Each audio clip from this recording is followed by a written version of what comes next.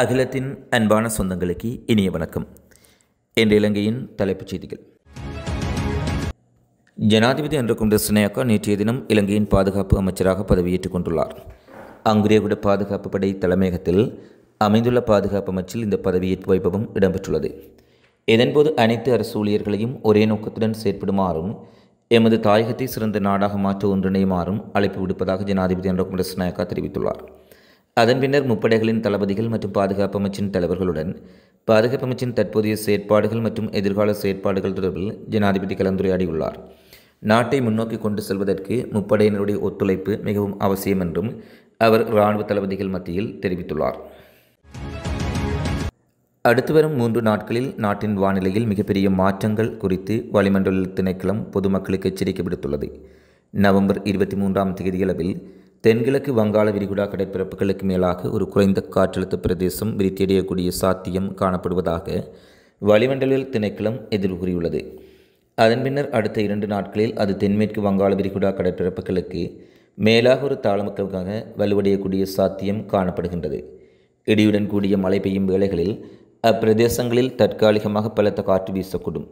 மின்னல் தாக்கங்களினால் ஏற்படக்கூடிய பாதிப்புகளை குறைத்து கொள்ள தேவையான முன்னெச்சரிக்கை நடவடிக்கைகளை எடுக்குமாறும் தாழ்நிலப் பகுதிகளில் வசிக்கும் மக்கள், குறிப்பாக கரையோர பிரதேசங்களில் வசிக்கும் மக்கள் மிகுந்த எச்சரிக்கையுடன் இருக்குமாறும் வளிமண்டல திணைக்களம் கோரிக்கை விடுத்துள்ளது. இலங்கைக்கான சர்வதேச நாணய நிதிய திட்டத்தின் 3வது மீளாய்வு தொடர்பான கலந்துரையாடல்கள் நேற்று வெற்றிகரமாக நிறைவடைந்துள்ளதாக ஜனாதிபதியின் ஊடகப் பிரிவு தெரிவித்துள்ளது. ஜனாதிபதி செயலகத்தில் நடைபெற்ற இது தொடர்பான சந்திப்பில் சர்வதேச நாணய நிதியத்தை பிரதிநிதித்துவப்படுத்தும் குழு ஒன்று சிரேஷ்ட தூதுவர் பீட்டர் ப்ரூயர் தலைமையில் கலந்து கொண்டது.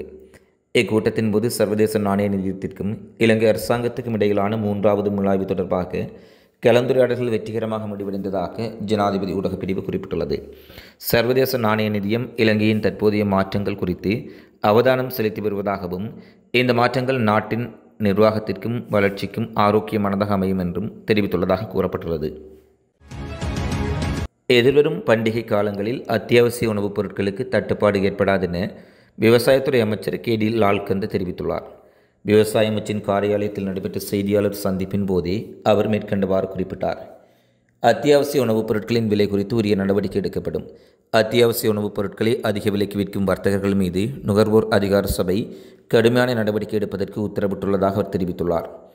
சந்தையில் யாரும் அத்தியாவசிய உணவுப் பொருட்களின் விலைகள் வரையறுக்கப்பட்ட விலைகளுக்கு மேல் விற்பனை செய்தால் உடனடியாக நுகர்வோர் பாதுகாப்பு அமைச்சுக்கு அறிவிக்குமாறும் அமைச்சர் உத்தரவிட்டுள்ளார். சந்தையில் நாட்டு வகை அரிசிக்கு நிலவும் தட்டுப்பாடு மற்றும் விலை குறித்து விசேட கவனம் செலுத்தப்பட்டுள்ளதுடன் இறக்குமதி செய்யப்படும் அரிசி 70,000 கிலோ அரிசி விரைவில் இறக்குமதி செய்யப்பட உள்ளதாகவும் அறுவடை காலம் வரை ஏற்பட்டுள்ள அரிசி தட்டுப்பாடை நீக்க இந்த 70,000 கிலோ நாட்டரிசி விரைவில் இலங்கைக்கு இறக்குமதி செய்யப்படும் எனவும் குறிப்பிட்டுள்ளார்.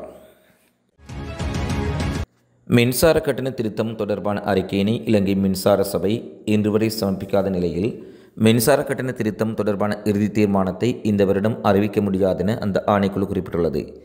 இலங்கை மின்சார சபையினால் அறிக்கை சமர்ப்பிக்கப்பட்டதன் பின்னர் அதனுடன் தொடர்புடைய நடவடிக்கைகளுக்காக 4 அல்லது 5 வாரங்கள் செலவிடப்படும் என பொது பயன்பாடுகள் ஆணைக்குழு தெரிவித்துள்ளது.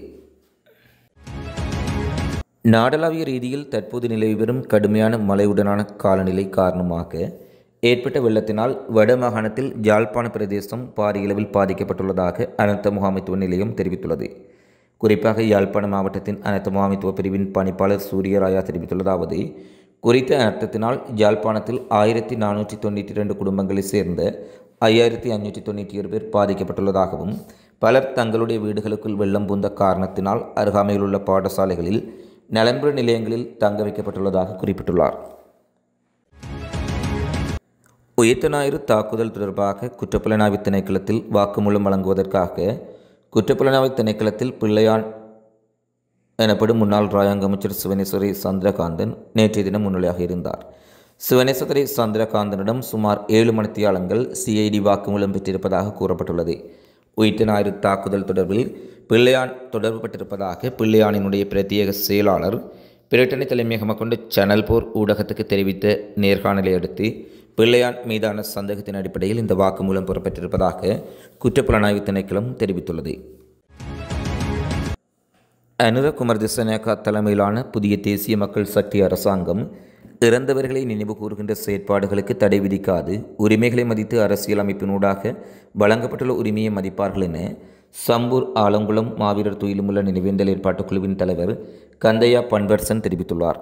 சம்பூர் ஆலங்குளம் மாவீரர் துயிலுமில்லத்தில் நேற்றைய தினம் வெள்ளிக்கிழமை மாலை ஊடகவியலாளர் சந்திப்பு இடம்பெற்றது. இதில் கலந்து கொண்ட சம்பூர் ஆலங்குளம் மாவீரர் துயிலுமில்ல நினைவேந்தல் ஏற்பாட்டுக் குழுவின் தலைவர் கந்தையா பன்வர்சன் ஊடகங்களுக்கு கருத்து வெளியிடும் போதே இவ்வாறு குறிப்பிட்டுள்ளார்.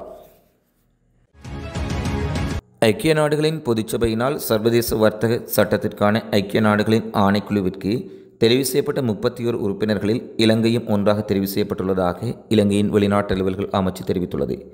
இலங்கை ஆசிய பசிபிக் குழுவில் ஆசனம் ஒன்றுக்கு போட்டியிட்டு மொத்தமாக 177 வாக்குகளை பெற்றுள்ளது. இது குழுவிற்குள் 2வது அதிக எண்ணிக்கையிலான வாக்குகளை பெற்றிருக்கக்கூடிய நாடாக தேர்வு செய்யப்பட்டுள்ளது. 31 உறுப்பினர்கள் கொண்ட நாடுகளில் இலங்கை 2வது இடமாக தேர்வு செய்யப்பட்டமை குறித்து இலங்கையின் வெளிவிவகார அமைச்சர் தன்னுடைய மகிழ்ச்சியை வெளிப்படுத்தியுள்ளார். அண்மைய சில நாட்களாக நிலவிவரும் சீரற்ற காலநிலை காரணமாக பசறை 13ஆம் கட்டைப்பகுதியில் பாரிய மண் சரிவு ஏற்பட்டுள்ளது. இச்சம்பவத்தினால் தொடர்ச்சியாக 5வது நாளாக இன்றும் பதுளை செங்கலடி பிரதான வீதியில் போக்குவரத்து தடைப்பட்டுள்ளது. பதுளை செங்கலடி பிரதான வீதியை எதிர்வரும் ஞாயிற்றுக்கிழமை திறப்பதற்கான நடவடிக்கைகள் மேற்கொள்ளப்பட்டு வருவதாக மாவட்ட அரசாங்க அதிபர் பிரபாத் அபிவர்த்தன தெரிவித்துள்ளார். யாழ்ப்பாணம் வட்டுக்கோட்டையில் உள்ள பகுதியொன்றில் மாணவியொருவர் தவறான முடிவெடுத்து தூக்கிட்டு உயிரிழந்திருப்பதாக செய்தி வெளியாகியுள்ளது. இச்சம்பவம் நேற்று பொன்னாலை பகுதியில் இடம்பெற்றுள்ளது. குறித்த சம்பவத்தில் பொன்னாலை மேற்கு பகுதியைச் சேர்ந்த 16 வயதான நடனேஸ்வரன் தாரணி என்ற பாடசாலை மாணவியை உயிரிழந்துள்ளார். தன்னுடைய தாய் மற்றும் சகோதரருடன் ஏற்பட்ட வாக்குவாதம் முரண்பாடாக மாறிய நிலையில் மனமுடைந்த மாணவி தூக்கிட்டு தற்கொலை செய்து கொண்டிருப்பதாக போலீசாரின் முதற்கட்ட விசாரணையில் தெரியவந்துள்ளது. மன்னார் மாவட்ட பொது வைத்தியசாலையில் பிரசவத்திற்காக அனுமதிக்கப்பட்ட ராஜஸ்ரீ என்ற பெண்ணும் அவரது சிசுவும் உயிரிழந்த சம்பவம் மன்னார் மக்கள் மத்தியில் பெரும் சோகத்தை ஏற்படுத்தியுள்ளது. இந்நிலையில் இந்த பெண்ணுக்கு நீதி கோரியும் முன்னெடுக்கப்பட்ட ஆர்ப்பாட்டத்தின் போது பொது சொத்துக்களுக்கு சேதம் விளைவித்த தரப்பினர் தொடர்பில் போலீசார் விசாரணைகளை ஆரம்பித்துள்ளார்கள். இதன்படி வைத்தியசாலை வளாகத்தில் உள்ள CCTV காணொலி காட்சிகளை பரிசோதனைக்கு உட்படுத்துவதற்கு நடவடிக்கை எடுக்கப்பட்டுள்ளதாக போலீஸ் தெரிவித்துள்ளது. இதேவேளை மன்னார் மாவட்ட பொது வைத்தியசாலையில் பிரசவத்திற்காக அனுமதிக்கப்பட்ட ராஜஸ்ரீ என்ற பெண்ணும் அவரது சிசுவும் உயிரிழந்த சம்பவம் தொடர்பில் தொடர்ந்தும் விசாரணைகள் முன்னெடுக்கப்பட்டு வருவதாக வடமாகாண சுகாதார சேவைகள் பணிப்பாளர் நாயகம் DS பத்ரன தெரிவித்திருப்பதுடன் நிச்சயமாக நீதியான விசாரணைகளை நடத்தி மக்களின் கோரிக்கைகளை நிறைவேற்றுவோம் என குறிப்பிட்டுள்ளார். ஜனாதிபதியின் செயலாளர் கலாநிதி நந்திக சனத் குமார் நாயக்காவுக்கும் ஜப்பானிய தூதுவர் அகியோ இசோமாடாவுக்கும் இடையிலான சந்திப்பொன்று நேற்று பிற்பகல் ஜனாதிபதி செயலகத்தில் இடம்பெற்றது. வீண் விரயம், ஊழல், மோசடியற்ற நாட்டை உருவாக்கி நாட்டை பொருளாதார ரீதியில் முன்னோக்கி கொண்டு செல்லும் புதிய அரசாங்கத்தின் கொள்கைகளுக்கு ஜப்பான் அரசாங்கத்தின் பாராட்டுக்களை அவர் தெரிவித்துள்ளதுடன் இலங்கையின் புதிய அரசாங்கத்திற்கும் ஜனாதிபதி அன்ரகுமார திசாநாயக்கவுக்கும் சிறந்த ஆதரவை ஜப்பான் தொடர்ச்சியாக வழங்கும் என்றும் அவ்வறிக்கையில் தெரிவிக்கப்பட்டுள்ளது. கனடாவில் ஈழத்தமிழர் ஒருவர் கத்தியால் குத்தி கொலை செய்யப்பட்டுள்ளதாக டொரண்டோ போலீசார் தெரிவித்துள்ளார்கள். யாழ்ப்பாணம் பகுதியைச் சேர்ந்த இடமாக கொண்ட 66 வயதான நபரே இவ்வாறு கொடூரமாக கொலை செய்யப்பட்டுள்ளார். ஸ்காப்ரே பகுதியில் வசித்து வரும் அவர் வீட்டில் வைத்து கொலை செய்யப்பட்டுள்ளதாக போலீசார் தெரிவித்துள்ளார்கள். சம்பவம் தொடர்பில் 32 வயதான அந்த நபரின் மகன் கைது செய்யப்பட்டு போலீஸ் காவலில் வைக்கப்பட்டுள்ளதாகவும் தனிப்பட்ட பிரச்சினை காரணமாக அவரது மகன் மனநிலை பாதிக்கப்பட்ட நிலையில் தந்தையை கத்தியால் குத்தி கொலை செய்திருப்பதாக கெனடிய போலீசாரின் ஆரம்பகட்ட விசாரணைகளில் தெரியவந்துள்ளது. நாட்டின் எந்த பகுதியிலும் இனிமேல் இன மத வேறுபாடுகளுக்கோ இனவாத மதவாத சக்திகளுக்கோ இடமில்லை என நாம் எல்லோரும் இலங்கையர் மட்டும்தான் என்று கிழக்கு மாகாண ஆளுநர் பேராசிரியர் ஜெயந்தலால் ரத்னசேகர தெரிவித்துள்ளார்.